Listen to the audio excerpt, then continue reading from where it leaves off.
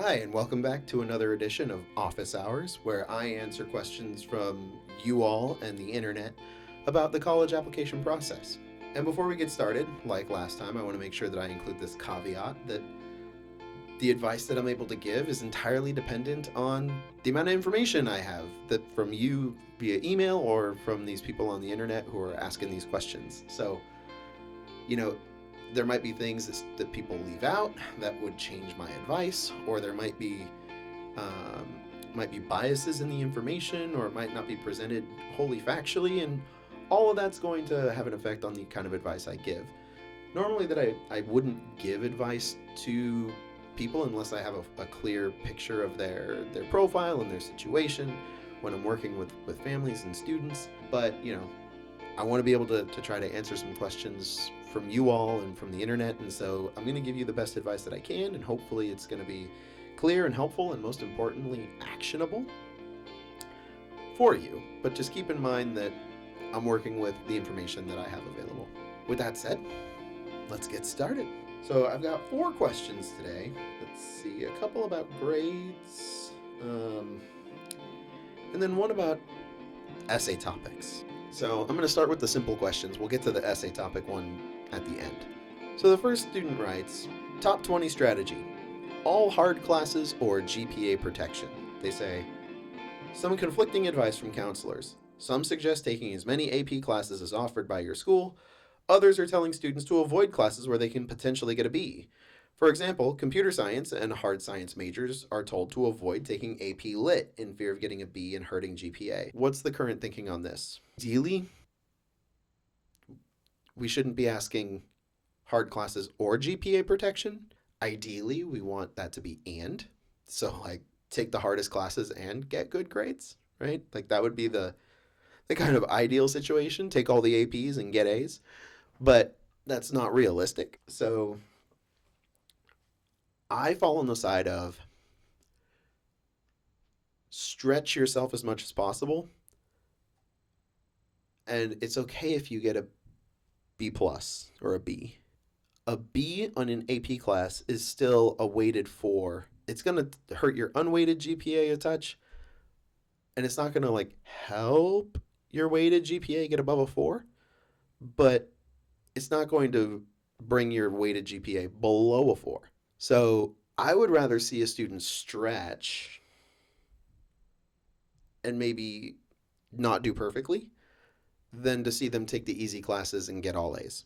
And I'll try to illustrate why I think that's the better path with a little sort of thought experiment.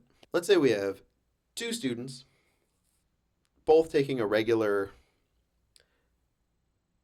pre-calculus class, and they both get A's. Okay? They both have, let's say they both have a 95%. Straight middle of the road A. One of these students doesn't really have to study for pre-calc very much. They can solve most of the problems. Maybe they use a calculator a little bit here or there. They get the answer right on their first try. Not really an issue. And they focus on other stuff. The other student, they've got their calculator out. They're scribbling down their answer. They're messing up 2 or 3 times. Eventually, they're getting the answer right and they're figuring it out.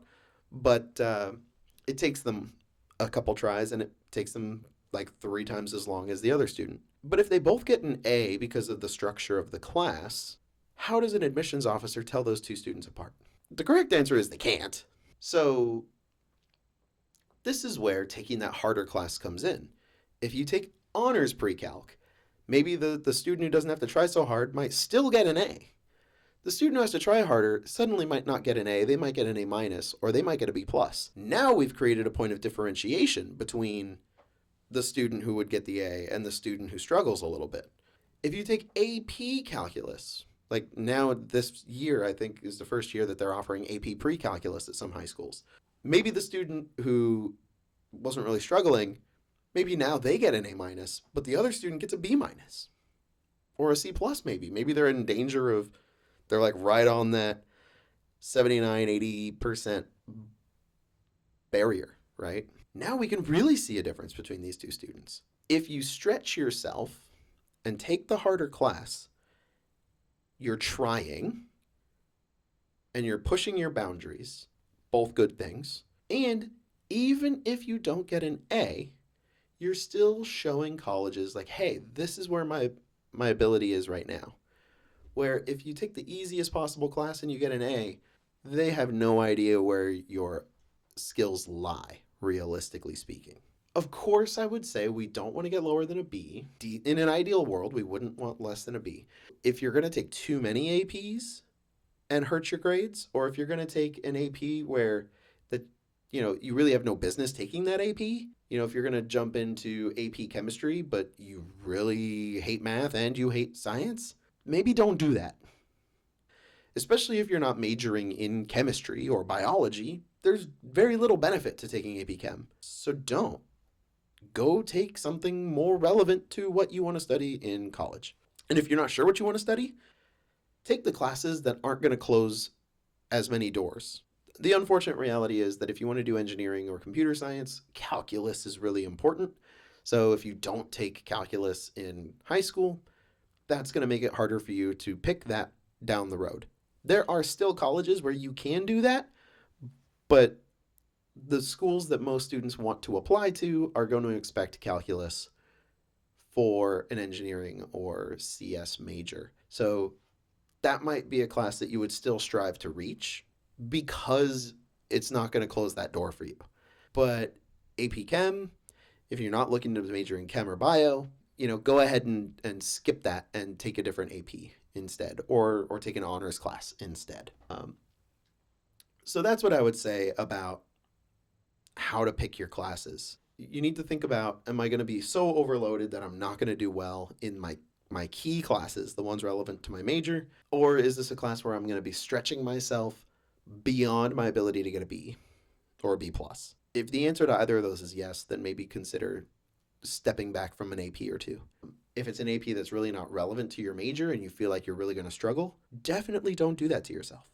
Don't do that to yourself. There's no bonus points for suffering for the year. You're just not going to do well, and that's going to hurt you in the long run. Go do something else that's going to play to your strengths. But in an ideal situation, taking the hardest classes and getting all A's would be great, wouldn't it? I certainly would have liked to have that situation when I was in high school. Okay, next one.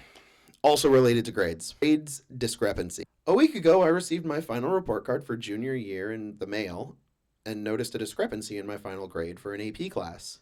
It said I ended with a B, but my online grade in the website my school uses shows that I received an A, with a final score of 90.48.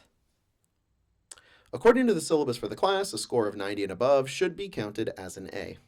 I checked back on the history of the grade portal, and all my teachers, except for that one teacher, updated their grades on the last day of school, which means my teacher just submitted the grades without refreshing them.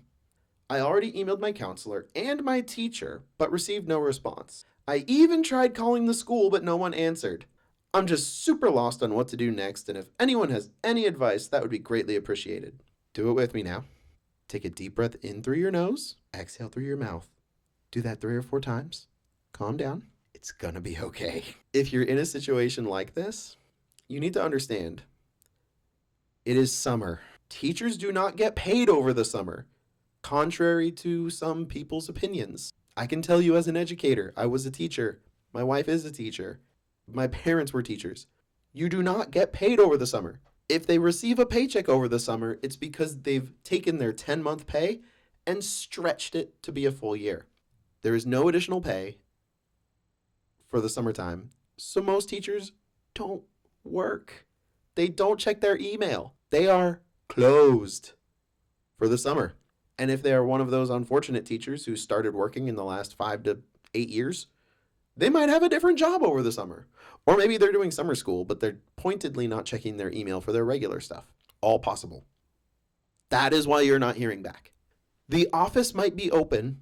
However, the week or 2 after school ends, when report cards come out, the campus might be completely closed. The admins might take a vacation and say, you know what? School year's over. Everyone gets a vacation. Also, report cards are coming out. And so we want to be out of the office when all those parents get their report cards so that we don't hear all the chaos and questions and nagging and anger. Give them a week or 2. to breathe, right? And then come back from vacation and see how many people are still angry enough that they want to talk or concerned enough that they want to talk, right? So your school counselor out for summer, not getting paid. Your school teacher out for the summer, not getting paid. Front office, they might be back by now. You could call them and see if the school answers. But realistically speaking, just relax. They will be able to fix it. And they will be able to fix it before your transcript gets submitted to colleges. Unless you try to apply to a rolling school that wants an official report in August, it's going to be fine. The odds of a rolling school wanting your transcript also are next to none. If they're going to be rolling admission, they're going to let you self-report your grades. And if you choose to go to that school in April, that's when they'll want a transcript from you. And by April, this will all be smoothed out. Just write an email asking the teacher to make sure it got updated. Write an email to the counselor asking to make sure that it gets corrected. Schedule those emails to go out maybe like the week before school starts, and then forget about it. Let it go and understand that it will be okay. You don't need to stress out that much about this. It does not need to govern so much of your energy and your time. You're going to be okay. They're just not in the office because they are on vacation and they're not getting paid. So they're not going to work. That's just how it goes. But it will get fixed. It will get fixed before you submit a transcript to any school. Just keep breathing and let's keep things in perspective. Last one before we get to the essay topic. State school versus top 10 university. Currently, my top 2 schools, this student writes, are coming down to a major state school and one of the nation's top 10 academic universities. I'm able to get into both based on academics and athletics, cross country / track and field, and would love to challenge myself academically at the top 10 school. However, if I choose the public university, I can go for almost free, while the other I'd likely be paying upwards of $90,000 per year. The state school does not have bad academics by any means, but if I can go to a better institution, should I? Or does the tuition cost outweigh the benefits? So I'm gonna take one step onto my soapbox about these top 10 universities in the country. Once again, top 10 according to whom?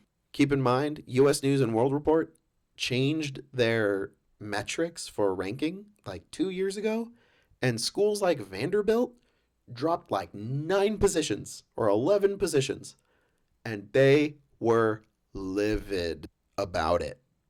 So they went from being top 10 to not top 10. So what is top 10? And according to who? By what measure? For what major? For what specialty? For why? Why? Right? I will never stop talking about this as long as people bring it up. Why? Now, when they say it's $90,000 a year, that brings up, a handful of universities that I can think of, even though they're not naming them. I can think of a few that would be around 90, but not above 90. There's a few that are above 90, and so those are off this list. But I'm also curious about this athletics, cross country, track, field.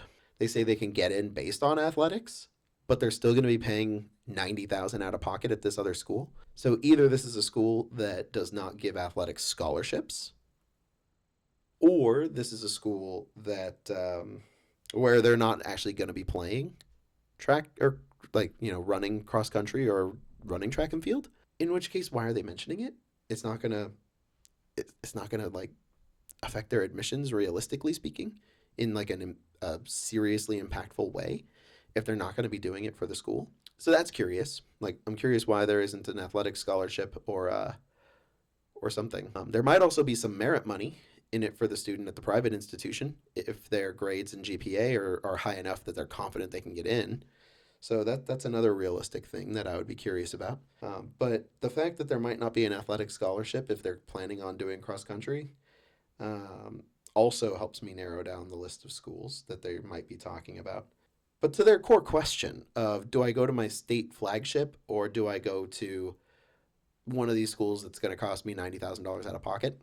This is a highly individual question with a highly individual answer. If your family can afford to pay cash for that institution, for you to go and spend, $360,000 on your undergraduate education plus travel, go for it. Bust out that cross country skill and run as far and as fast away from that school as you can. Okay? There is no world in which your career and educational outcomes are going to be $360,000 plus different. The compounding interest on that money will bury you alive. Go do the math. At like a 5% interest rate over the course of the rest of your life, basically, what is that loan balance going to do?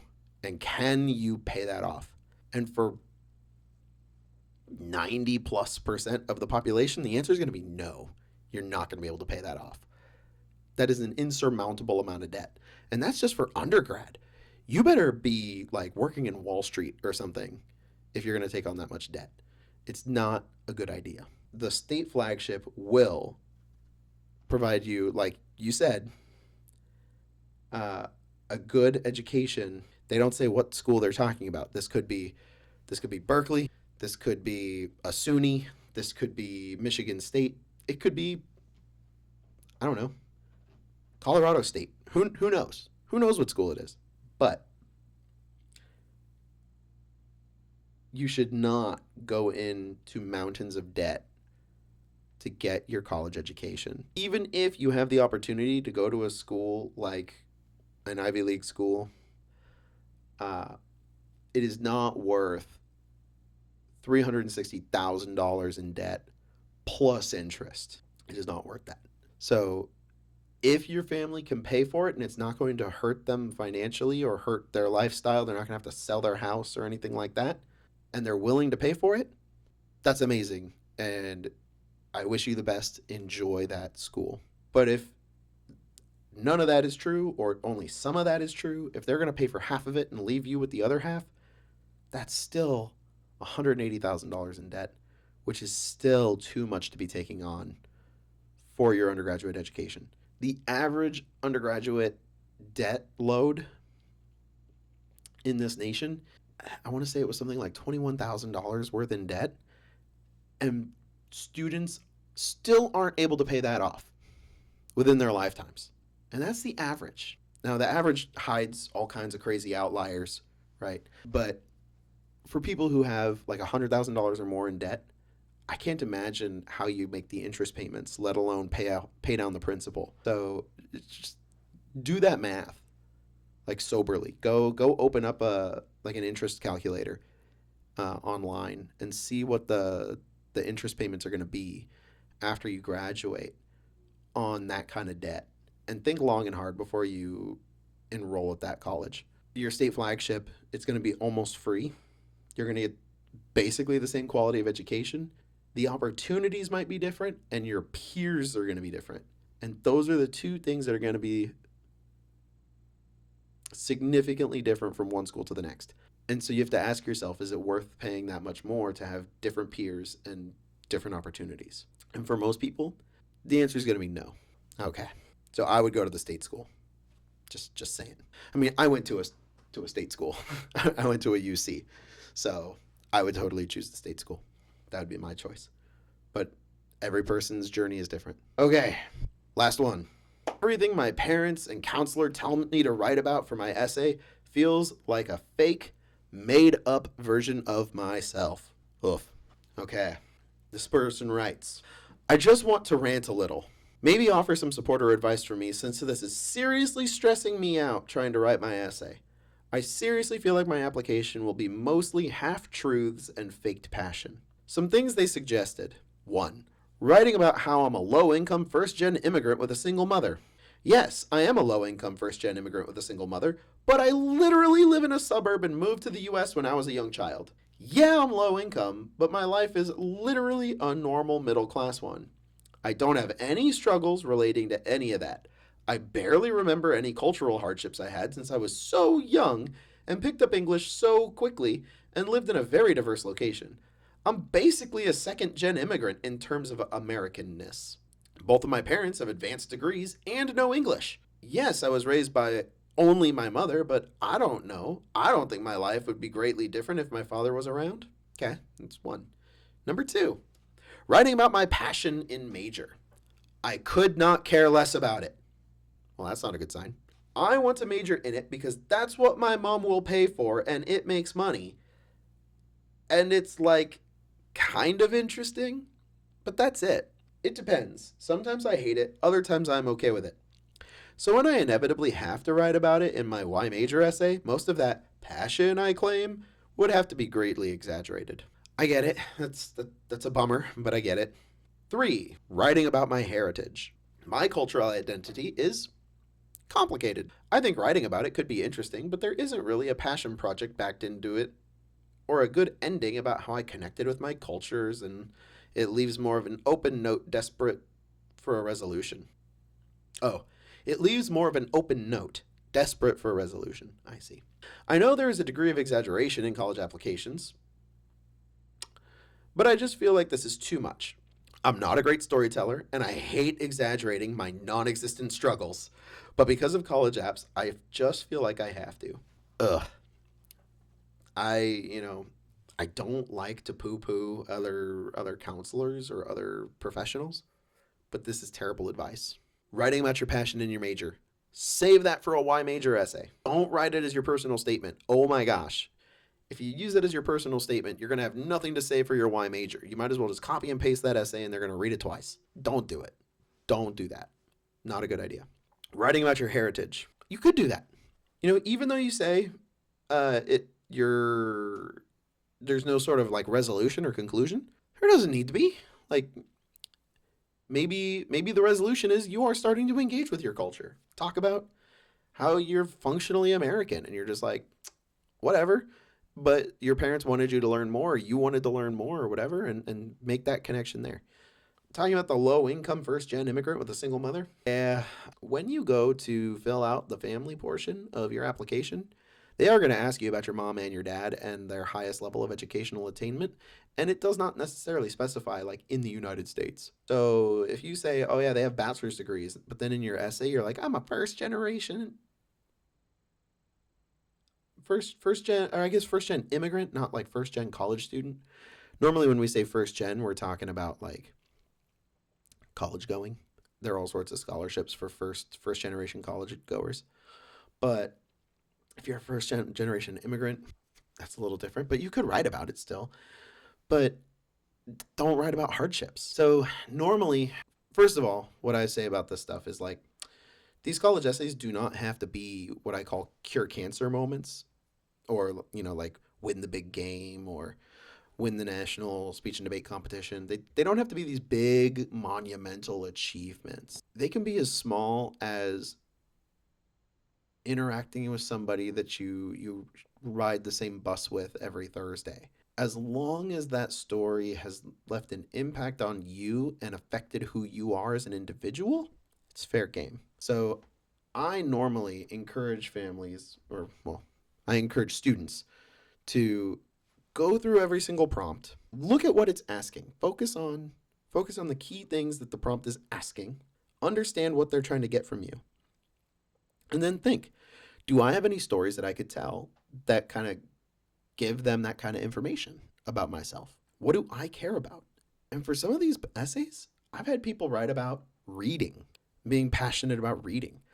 I've had people write about like bullet journaling. I've had people write about like really loving dance or like D&D. I've had people write about what are other things? Crocheting. There's any number of topics that you could potentially write about that aren't, you know, your background or cultural identity or your major or your experience growing up in America, right? And in fact, the immigrant essay, usually is something like, I brought this cultural thing to school. Kids thought it looked funny or smelled different or was weird, made fun of me. I stopped bringing that thing or doing that thing because I felt ashamed. Trusted adult in my in my life, talked to me about it, made me understand, that it's different, but not, that doesn't make it worse. I brought that thing back to school. Kids tried to make fun of me. I engaged them more, and now I'm proud to be who I am. That's how that goes, right?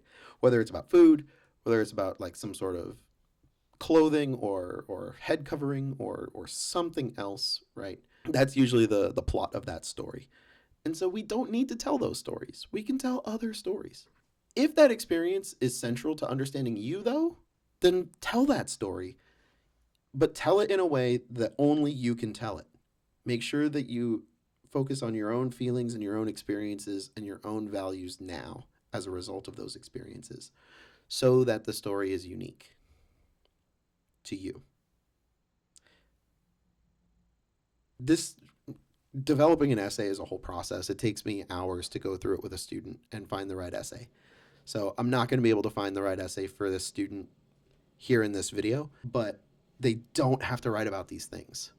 They don't have to. I think this is bad advice to make them write about these things, especially since they clearly don't care about any of these. Those are going to be dead essays that feel like a plank of wood because the student doesn't care about them at all. I would go through this, all the prompts, find the stories that the student's going to care about, find the stories that are going to reveal something useful about the student, and then let them pick from those things. I might give some suggestions and say, I like this one, I like that one, but let the student pick, and then support them on that writing journey. It does not have to be something monumental, as long as it reveals something about who you are as a student, beyond your grades, not as a student, as a person, beyond your grades, beyond your extracurriculars, beyond your test scores. So that's that. Well, thank you for watching. If you have any questions that you want me to answer about your application process, you can email me at collegequestions@dawesacademics.com. Otherwise, thank you for watching. So, if that video helped you, then please help me by liking, sharing, and subscribing or following on whatever social media platform you prefer. Doing so really helps allow me to do what I like to do, which is help students and families manage the college application process.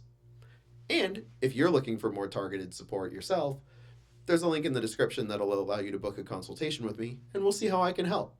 It's free. Anyway, thanks again for watching.